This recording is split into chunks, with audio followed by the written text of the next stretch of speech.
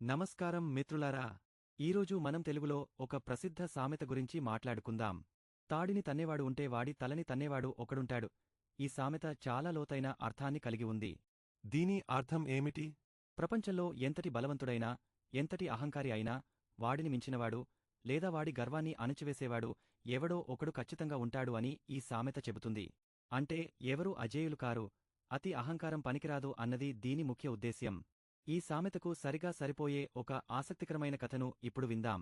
ఈ కథ ద్వారా ఈ సామెత జీవితంలో ఎలా నిజమవుతుందో తెలుసుకుందాం. అనగనగా ఒక అందమైన పల్లెటూరు ఉండేది. ఆ ఊరిలో సింహాద్రి అనే ఒక యువకుడు ఉండేవాడు. సింహాద్రికి విపరీతమైన బలం. 5 మనుషులు కలిసి మోయలేని బరువును కూడా వాడు ఒక్కడే అలవోకగా ఎత్తేవాడు. వాడి బలం గురించి ఊరంతా చెప్పుకునేవారు. ఈ బలమే వాడికి గర్వాన్ని తెచ్చింది. తనంతటి బలవంతుడు ఈ లోకంలో లేడని విర్రవీగేవాడు.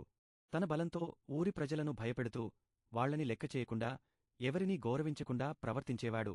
వాడి మాటంటే ఊళ్ళో అందరికీ భయం. సింహాద్రి అహంకారం రోజురోజుకూ పెరిగిపోయింది.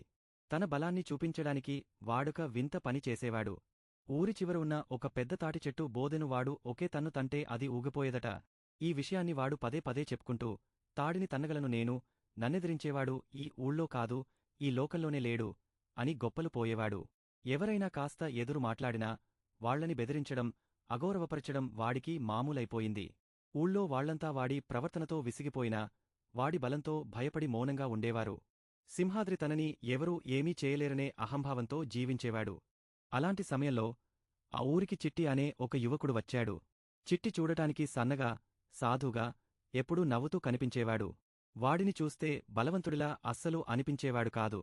పెద్దగా మాట్లాడేవాడు కాదు, ఎవరితోనూ గొడవలకు వెళ్లేవాడు కాదు. తన పని తాను చేసుకుంటూ ప్రశాంతంగా ఉండేవాడు. ఒకరోజు సింహాద్రి ఎప్పటిలాగే తన బలం గురించి గొప్పలు చెప్పుకుంటూ తాటిచెట్టును తన్ని చూపించి జనాలను బెదిరిస్తున్నాడు. అప్పుడే అక్కడికి వచ్చిన చిట్టిని చూసి, ఓరే కొత్తగా వచ్చిన సన్నగా ఉన్నవాడివి నువ్వు, నా బలం చూసావా? తాటిచెట్టునే తన్నగలను నేను. నువ్వు నన్ను ఏం చేయగలవు? నా జోలికి వస్తే జాగ్రత్త అని వెటకారంగా, అహంకారంగా అన్నాడు. సింహాద్రి మాటలకు చిట్టి నవ్వాడు. ఆ నవ్వులో భయం లేదు, ధైర్యముంది. వాడు సింహాద్రితో ఇలా అన్నాడు.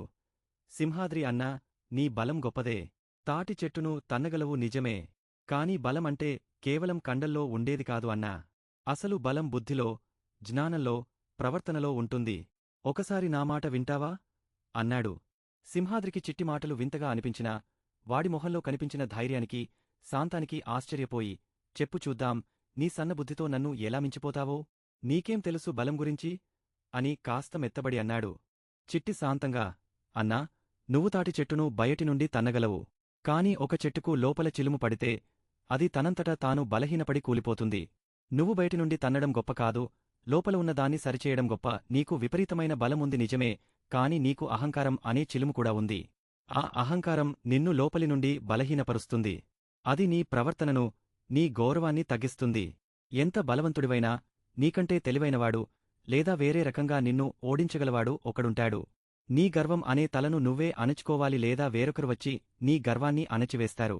నీ తాటి చెట్టును తన్నే బలానికి, నీ అహంకారం అనే తలను తన్నే శక్తి జ్ఞానానికి ఉంటుంది. గర్వాన్ని తగ్గించుకో అన్నా అని చెప్పాడు.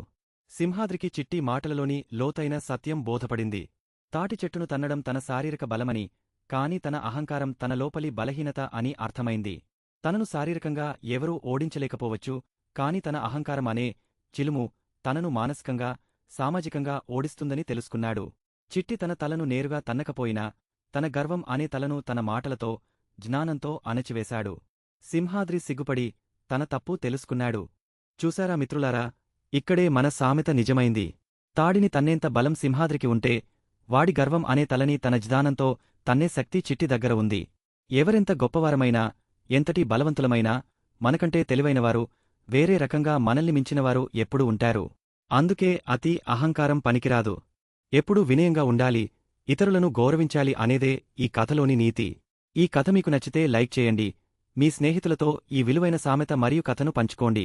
ఇలాంటి మరిన్ని ఆసక్తికరమైన కథలు, విషయాల కోసం మన ఛానల్కు సబ్స్క్రైబ్ చేసుకోండి. మీ అభిప్రాయాలను కామెంట్స్లో తెలియజేయండి. మళ్ళీ మరో మంచి వీడియోతో కలుద్దాం.